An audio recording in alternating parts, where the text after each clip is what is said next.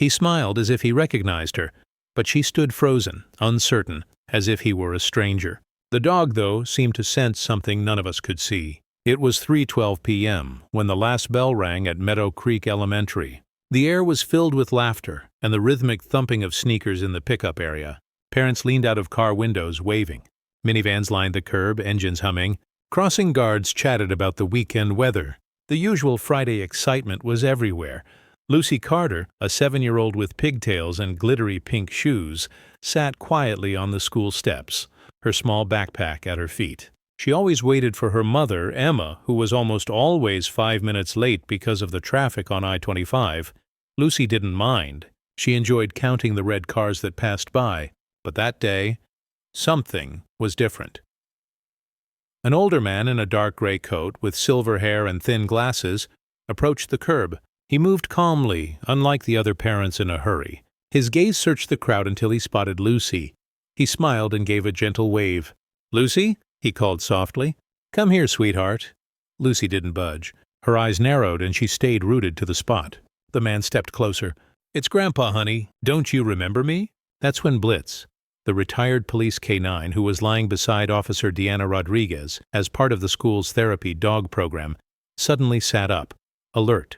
He fixed his gaze on the man, a deep, steady growl rumbling from his chest. Deanna stiffened. Blitz was 12 now, calm, reliable, and rarely aggressive. If he growled, it meant something was wrong. "Easy, Blitz," Deanna said, reaching for his collar, but Blitz ignored her, his growl growing louder. Deanna glanced at Lucy, who still hadn't moved. The man, now looking more puzzled than threatening, extended his hand. "Emma asked me to pick you up today, sweetie. She had to work late at the clinic. I'm your grandpa, Joe." Nearby parents started to pay attention. One mother stopped mid-sentence, sensing something was off. Lucy's lips quivered. She shook her head, then spoke just loud enough for everyone to hear. "That's not my grandpa." The crowd went silent. The man's smile faded. "Lucy, I know it's been a while, but—" "No," she said louder, her voice trembling. "He smells different." "That's not him." Blitz barked, sharp and commanding, then again straining against Deanna's hold, fur bristling, eyes locked on the stranger. "Sir, I need you to step back," Deanna said firmly, moving between them, her hand instinctively reaching for her belt, old habits kicking in. "I'm her grandfather," the man insisted, suddenly agitated. "I can show you my ID. This is a misunderstanding. The dog's just confused." "She said she doesn't know you," Deanna replied, her tone flat. "And Blitz doesn't get confused." Lucy had started to cry. Another teacher hurried over, wrapping an arm around her. "We've never seen that man before," the teacher whispered to Deanna. More staff began to gather, one of them quietly dialing 911.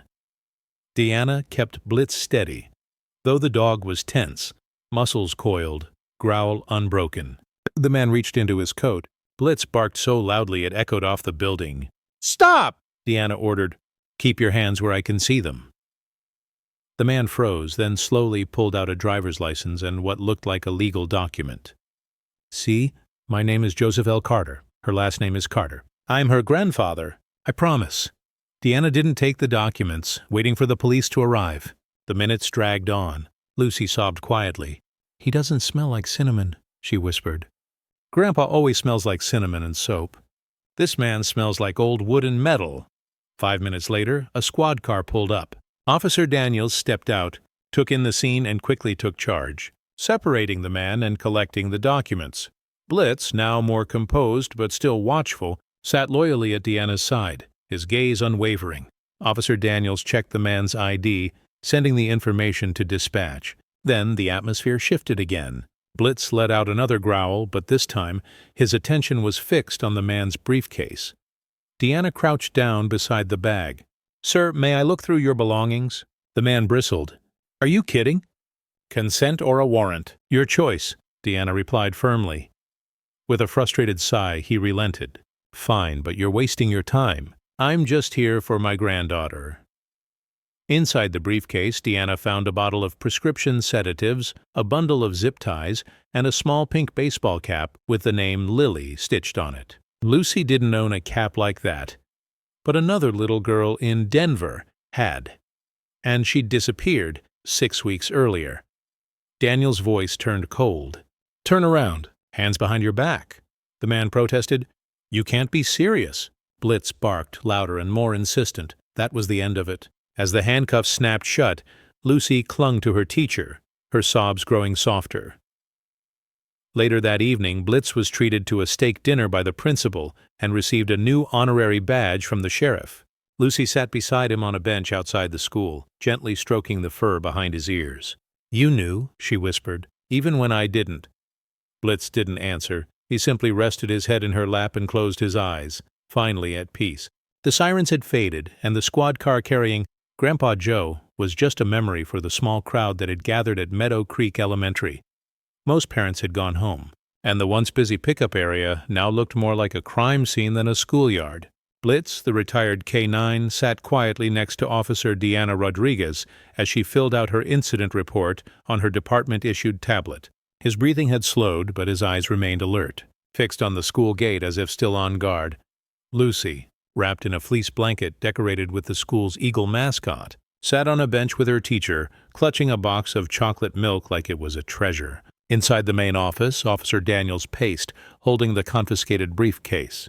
The evidence, zip ties, a vial of sedatives, a floral handkerchief, and the pink cap with Lily embroidered on it, was laid out under a clear plastic cover. The sight was chilling, and none of it seemed to add up.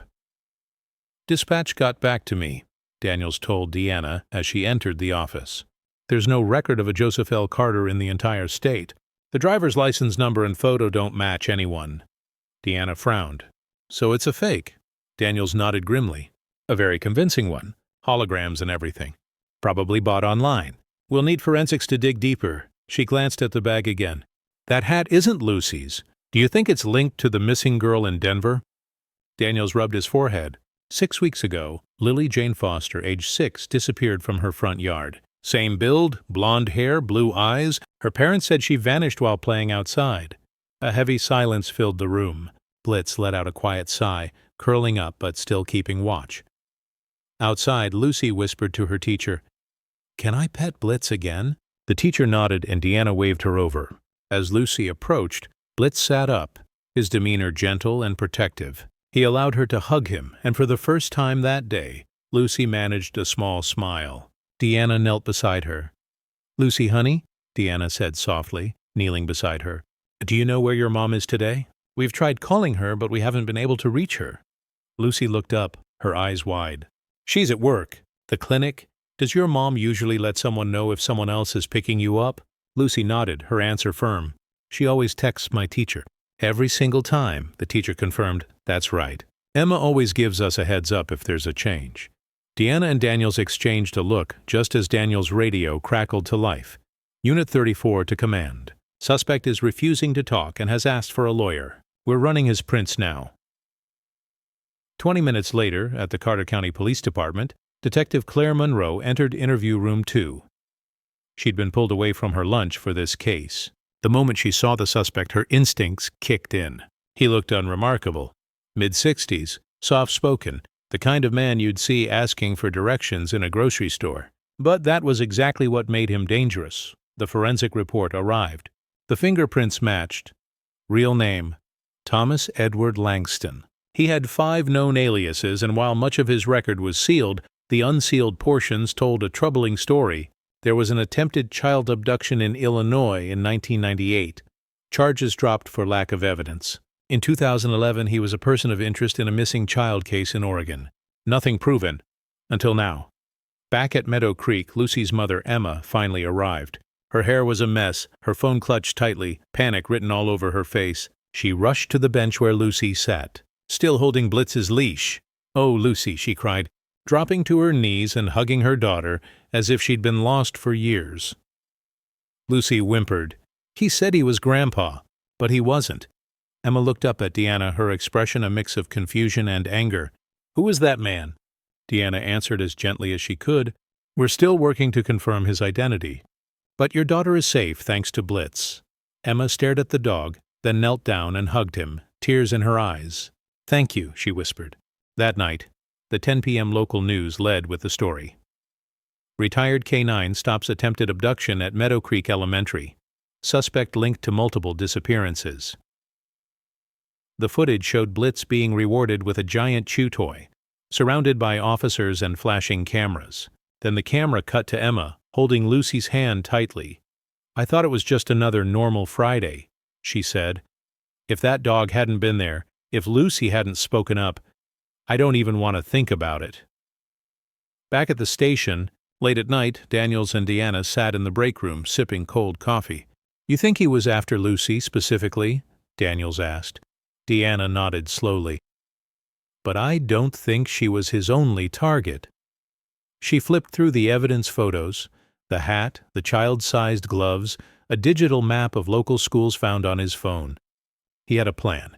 He's been doing this for a long time. Outside, Blitz rested in the back of Deanna's SUV, finally asleep, his nose twitching. He hadn't barked in hours, but if you watched closely, you could see his ears flick at every sound. Even in retirement, he was still on duty. He didn't make mistakes. He made connections. If Blitz hadn't sounded the alarm, no one would have looked closely enough to uncover the truth.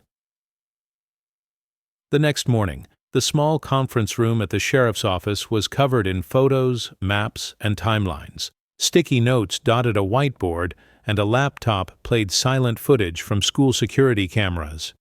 Detective Monroe leaned against the table, black coffee in hand, her frown deepening. "This guy didn't just stumble onto Lucy," she muttered. "He's been watching this school for weeks, maybe longer." Officer Deanna Rodriguez sat across from her, Blitz at her feet, still and alert. They'd just reviewed cell tower data from the suspect's prepaid phone. He'd been near 4 different elementary schools in the past month, always during dismissal, always in neighborhoods where people felt safe and schools didn't have full-time security. "Classic predator behavior," Monroe said, flipping through the stack of photos. "He didn't force his way in. He simply blended into the background." Name: Thomas Edward Langston, age 64. No known occupation. At least 5 confirmed aliases spanning Illinois, Colorado, Oregon, and possibly Arizona. His method was always the same: pretend to be a relative, wait for school dismissal, and approach children with a convincing story. In the Denver case 6 weeks earlier, Lily Jane Foster vanished while her mother was inside the school office, distracted by paperwork. A neighbor remembered seeing a man in a baseball cap chatting kindly with Lily on the sidewalk. There were no cameras, no car description, until now. Monroe pinned a printout from Meadow Creek's security footage next to Lily's missing child poster. Seeing them side by side, the resemblance was undeniable. Same man, same overcoat, same gentle smile. Meanwhile, Lucy was home from school, curled up on the couch under her frozen blanket, with Blitz nestled close beside her. Emma Carter sat nearby, fielding yet another call from the school district. "Yes, we're safe," she said into the phone. "Yes, I'll be submitting a formal statement." "No, Lucy won't be returning to school this week." "Yes, we're considering a transfer." Her voice wavered on the last word. She glanced at her daughter, who was absent-mindedly tracing patterns in Blitz's fur. "You know," Lucy whispered, not looking up, "I think Blitz can talk. Just not with words." Emma opened her mouth, but no answer came. What could she say when it felt true? Back at the station, Monroe made another discovery. Hidden in a false compartment inside Langston's suitcase, forensics found a USB drive. It was encrypted, but the tech team had cracked tougher cases. By 10 a.m., they were staring at dozens of photographs, grainy, taken from a distance. Children at recess, walking home, waiting for buses. None of them posed, none aware. Each image was time-stamped and sorted into folders by city. Langston had labeled them like a collector. Denver Candidate A, Ogden Option 3, Meadow Creek Lucy. It was chilling. He wasn't just drifting, Monroe said quietly. He was cataloging. Deanna excused herself, gripping her coffee mug so tightly her knuckles turned white. She stepped outside for air, Blitz following at her heels. They stood by the fence in the cold, mountain air. "He's done this before," Deanna whispered to Blitz. "Not every kid had someone like you watching." Blitz pressed against her leg. silent but present. In another office, Monroe clicked through a folder labeled SFX Library. At first, she thought it was unrelated, until she played the files. Dozens of audio recordings, children laughing, reciting the pledge, singing the alphabet, whispering things like, "He said it's our little secret." The last file was titled, "Lily 6yo Last Wave." Monroe's hand hovered over the mouse, but she didn't play it. Instead, she forwarded everything to the district attorney. By noon, federal agents were involved. Langston was now a suspect in 3 missing child cases, with possible links to 2 more, including one from 2007 in New Mexico. A multi-agency task force was forming. Every alias, every ID, every vehicle he'd ever used was being tracked. But until Lucy, no child had ever been found, thanks to Blitz. Back at the Carter home, Emma was helping Lucy color when a knock sounded at the door. Deanna stood outside, now in civilian clothes, holding a folder and wearing a gentle, tired smile. "I wanted to drop this off," she said, handing over a certificate with Blitz's paw print in the corner. Certificate of Honor, awarded to Blitz, retired K9, for extraordinary bravery and service. Emma looked at it, then at Deanna. "Can we frame it?" Lucy asked, peeking over her mom's shoulder. "Of course," Emma replied. "It's going on the wall." Blitz wagged his tail once and settled on the welcome mat, content. That night, Lucy left a bowl of kibble by her bedroom window. Not in the kitchen, by the window. When Emma asked why, Lucy replied, "Just in case Blitz wants to guard me from the moon." And so, the bowl stayed there every night. But across town, in a storage unit registered under one of Langston's many names, the FBI made another discovery, a second suitcase. Inside, they found a burner phone with 5 unread messages and a printed bus schedule for the route to Bayfront Elementary. Just 50 meters from Bayfront Elementary, another school stood. Inside the second suitcase, investigators found a photo of another young girl, about Lucy's age, with a red backpack and a lunchbox that read "Be Kind." There was also another USB drive, this one labeled Bayfront Option 1. The nightmare wasn't over. Langston hadn't been acting alone. The text messages on the burner phone were instructions from someone else. The police had physical evidence. The FBI had digital trails. But Blitz had something different.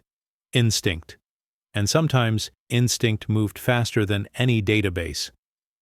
It was early Monday when the real storm began. Not the thunderstorm that would later sweep through town, but a storm of fear and urgency. It started with a blurry surveillance photo, pulled from the second suitcase in Langston's storage unit. The image showed a little girl with red hair, a ladybug lunchbox, and a bright purple backpack with her name written in cursive, Maya. Underneath, a handwritten note read, Bayfront Option 1. Bayfront Elementary was a small coastal school, about an hour south of Carter County. It had fewer cameras, no full-time school resource officer, and sat in a quiet neighborhood of pastel houses and white picket fences, the kind of place where parents believed nothing bad could ever happen. Until now, the FBI immediately contacted Bayfront Police and the school district. By noon, Maya's parents were at the station, shaken and scared. "We don't know this man," Maya's father said, clutching the photo of Langston. Maya said no strangers ever spoke to her. But when agents showed Maya the photo of her own backpack, her face went pale. "That's mine," she whispered. "But that's not where I left it." Back in Carter County, Officer Deanna Rodriguez sat in her SUV with Blitz, watching rain streak down the windows. Blitz was awake, but silent. He rarely slept deeply anymore, not since Lucy. Deanna scratched his ears. They found another one. Blitz. Maya. Red hair, 6 years old. He was watching her, too. Blitz met her gaze, understanding without words. That night, Deanna got a call from FBI Special Agent Helen Shaw, now leading the Langston Task Force. "You're not going to like this," Shaw said. "We have reason to believe Langston wasn't working alone." Deanna tensed. "What did you find?" "We pulled 5 recent, untraceable texts from the burner phone in the second suitcase. Here's what they said. Shaw read them out. Option 1 confirmed. Backpack matches. Window of opportunity next Thursday. Low risk. Same method, no deviation. Do not engage Carter girl again. Too noisy. Eyes on Bayfront. Stick to the list. Deanna let the silence linger. Too noisy. That's what they called Lucy, a little girl who trusted her instincts and a dog who never forgot his training. Send me everything you have on Bayfront, Deanna said. We're heading down there. By Wednesday, Deanna and Blitz were at Bayfront Elementary. The morning was shrouded in ocean fog, curling around the playground like silent ghosts. Deanna wasn't officially on duty, but Agent Shaw had arranged for her to help. The school board welcomed her and Blitz, the now famous K9, with open arms. Blitz moved through the schoolyard with quiet determination, nose to the ground, ears alert. Near the chain-link fence by the playground, he stopped, letting out a low, steady growl. Not loud, but insistent. Deanna knelt beside him as he sniffed a patch of dirt beneath a bush. She pulled back the branches and found a candy wrapper. Banana Laffy Taffy. Blitz growled again, then moved a few feet to the fence post. There, tucked behind it, was a tiny pink sock with a unicorn print. The tag read, "Property of Maya."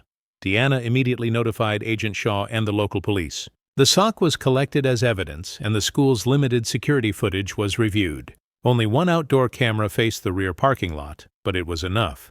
The video showed a white van idling there the previous week. The van's engine had idled for 14 minutes. The license plates were stolen. The driver, hidden beneath a hoodie, never left the vehicle. When Agent Shaw called, her tone was clipped and urgent. Same pattern. No prints, no clear view of the face, but the timeline matches. He's got an accomplice, and we have no idea where he is. Deanna glanced at Blitz, who had been restless since they left Bayfront. He paced the room, unable to settle. She felt the same unease. That night, sleep wouldn't come. Deanna's mind kept circling back to Lucy. To Maya, to the images on the USB, the lunchbox, the zip ties, the word noisy. At midnight, she poured herself a coffee and stared at the map of schools they'd pieced together from Langston's files. There was a pattern. This wasn't random. Every targeted school had a fence under 5 feet. Each was within a block of woods or an alley. All had afternoon pickup areas that weren't always supervised. Deanna traced her finger along the coastline on the map. Then she saw it. Harbor View Lutheran School, just 8 miles from Bayfront. Private, no public security cameras. The same suspicious van had been reported there 2 weeks earlier. Someone had mentioned it looked out of place. A chill ran through her. She grabbed her jacket and Blitz's leash. Thursday, 3:15 p.m. Harbor View was letting out students under a sky heavy with rain. SUVs inched through the carpool lane. Teachers called out names over walkie-talkies. Raindrops dotted the sidewalk. Deanna and Blitz waited across the street, hidden behind a row of parked cars. Blitz wasn't watching the main gate. His attention was fixed on the alley. Suddenly, Blitz tensed. A man in a yellow rain poncho stood by a green dumpster, not smoking, not on his phone, just watching the children. Blitz let out a low growl, then barked sharp and commanding. The man turned, spotted them, and bolted. Deanna reacted instantly, moving with the muscle memory of years in uniform. She unclipped Blitz's leash and he shot forward all business as if he were still a young K9. The leash hit the pavement with a snap. They chased the man through the alley, past trash bins and puddles until he hit a dead end. Blitz didn't hesitate. He lunged, bringing the man down in a controlled takedown. Teeth clamped on the suspect's wrist, but not breaking the skin. By the time Deanna caught up, the man's poncho was torn and Blitz held him fast. The man shrieked, "I didn't touch anyone! I didn't do anything!" But in his pocket, Deanna found a folded piece of paper. 3 schools, 3 names, 3 pickup times. One of them was Maya. Thursday, 3:20 p.m. Some people lie even when they're caught. But dogs, they know the truth the moment it walks in. The man in the yellow poncho now sat in an interrogation room at the Bayfront Police Department. Hands cuffed, eyes darting, sweat soaking through his shirt despite the blasting air conditioning. His ID said Calvin Royce Miller, age 52, a drifter with a last known address in Bakersfield, California. No outstanding warrants, just a history of petty theft, trespassing, and drug possession. Nothing that screamed predator, until now. Behind the two-way glass, Deanna stood with Agent Shaw, watching Calvin squirm in his metal chair as if it were burning hot. Is he talking? Shaw asked. Is he talking? Deanna asked quietly. Shaw shook her head. Not yet, but he's close. He didn't expect the dog. Deanna glanced down the hallway, where Blitz lay beside a water bowl, his nose twitching every so often. He'd been calm since the arrest, but his eyes never stopped scanning, always vigilant. Inside the interrogation room, Detective Monroe slid a folder across the table. We know who you are, Calvin, and we know exactly what you were doing outside that school, Calvin sneered. Standing around isn't a crime. You weren't just standing around. You were timing the dismissal bell. You were watching Maya Sanderson, and you were working with Thomas Langston. You know that name, don't you? At the mention of Langston, Calvin's jaw tightened, but he tried to play it off. Never heard of him, he muttered. Monroe opened the folder and began laying out evidence. A map of Bayfront Elementary, a timeline with circled dates, a photo of Maya's backpack, the sock found by the fence. Funny thing, Calvin, Monroe said quietly. Langston had your number saved as Rook. Looks like you were just a pawn in his game. Calvin's fingers twitched. He said it would be easy, he mumbled, almost to himself. No noise, no trouble, just quick in and out. Monroe kept her expression neutral, but outside the glass, Shaw and Deanna exchanged a look. He just gave us the connection, Shaw whispered. Langston's the planner. This guy's the lookout. Half an hour later, the silence in the room broke. Calvin finally started talking. They made the list online, he said, voice low. Encrypted forums, invite only. Langston handled the tech. I just watched, took pictures, tracked routines. They only wanted kids who wouldn't make a scene. Quiet ones. Lonely ones. Deanna felt sick. How many children? Monroe asked, her voice steady. Calvin looked up, defeated. 4 taken, 2 attempts failed. Meadow Creek didn't work because the girl screamed. The dog ruined everything, Shaw swore under her breath. And Maya? Monroe pressed. She wasn't taken. We hadn't decided yet. She was next on the list. We were watching to see if she'd panic. She didn't. Trial list? Monroe repeated. Calvin nodded. Kids were rated. Personality, looks, risk. They had a whole system. Even a mailing list. Deanna's hands curled into fists. Later that day, the FBI's mobile command post was buzzing. Shaw gathered agents, cyber experts, and local detectives around a whiteboard. The files on Langston's USB weren't just for him, she explained. They were meant to be shared. Names, photos, notes, and a link to a darknet forum called Pavilion. A young analyst stepped forward. It's password protected, but we got in. He typed a few commands, and a chat room appeared on the screen. Black background, blue text, anonymous handles. The tabs were chilling. Candidate submissions, collection logs, drop schedules, behavior ratings. Maya's name was there. So was Lucy's. And 8 more. Deanna stared at the screen, numb. Some of the children listed had already been reported missing. Others hadn't, yet. That evening, Deanna returned to the Carter home. Emma opened the door. Relief and worry mixed on her face. Any news? She asked. Deanna nodded. We caught another man. He was watching Maya, a girl at a different school. He was working for Langston. We also found your daughter's name on their list. Emma's face went pale. She was their top target that day. They only backed off because Blitz intervened. He didn't just scare them away. He broke their system. Lucy peeked out from the hallway, wearing a Captain Marvel shirt and holding a drawing. It was a crayon picture of Blitz in a superhero cape standing in front of a school. I made this for him, she said shyly. Deanna knelt down and smiled. He'll love it. Blitz patted in from the yard, sniffed the drawing as if it were a treasure, and gently nudged Lucy's shoulder with his nose. That night, at the Bayfront County Jail, Calvin Royce Miller was placed under suicide watch after agents informed him that federal charges were being brought against him. Interstate child trafficking, conspiracy to abduct, and assisting a known fugitive.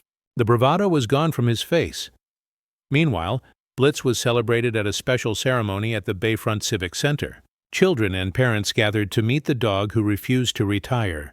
Reporters called out questions, and the mayor presented Blitz with an oversized bone. But Blitz seemed indifferent to the attention. He only relaxed when Lucy hugged him tightly. The crowd cheered, but Blitz simply wagged his tail once and settled down beside her as if to say, "This is all I ever wanted to keep you safe." But in Washington, D.C., Agent Shaw received a troubling update. Interpol had just flagged a third alias connected to Langston, This one linked to a missing child case in Prague. The list wasn't just national, it was international. And the network was far from dismantled. Sometimes it only takes one voice to stop something terrible. Sometimes it takes a dog. But too often, the world never hears the ones who have already gone silent. 2 weeks after Miller's arrest, the FBI task force had uncovered more than 50 pages of logs, images, metadata, and transaction records from Langston's encrypted drives. Every name, every folder, every rating, they were all part of a chilling catalog, a hidden war waged in the shadows that no one had realized was happening. One case in particular haunted Agent Shaw. It was listed under the username Pavilion-User76. Inside the folder was a single name and photo: Annika, age 8, country, Czech Republic, status, acquired Prague, 2021. There was no missing person report for that name, no parents on record, no birth certificate in any standard database. It was as if she had never existed, until a search of Czech orphanage records turned up a forgotten incident, marked as a runaway. No follow-up, no media attention, just a single line in an old spreadsheet. Shaw stared at Annika's photo. Big eyes, curly hair, and a weary look far too old for a child. She closed her laptop and turned to her team. "This isn't over," she said. Back in Carter County, Blitz lay beneath a sprawling oak tree in Deanna's backyard, gently chewing on a knotted rope toy. The only sounds were the wind in the branches and the distant hum of a neighbor's lawnmower. Earlier that day, Lucy and her mom had stopped by Deanna's house to deliver a framed copy of Lucy's drawing, Blitz in a superhero cape, with the words, "He hears what we can't." Deanna had hung it above her fireplace, a daily reminder of what mattered most. Her phone buzzed. It was Shaw. "We found a girl who slipped through the cracks years ago," Shaw said quietly. "Different country, but Langston's digital trail goes back that far." Deanna felt her heart sink. "Do you think she's still out there?" "I don't know," Shaw admitted. "But I know we can't stop searching now. Blitz bought us time. We have to use it." That same week, federal agents made arrests in Portland, Miami, and Atlanta, individuals connected to the same network through encrypted forums. Each operation uncovered more names, more images, and more cold cases that had once seemed impossible to solve. Blitz, without ever stepping into an interrogation room, had sparked an investigation that now spanned 3 continents, and it had all started with a single growl.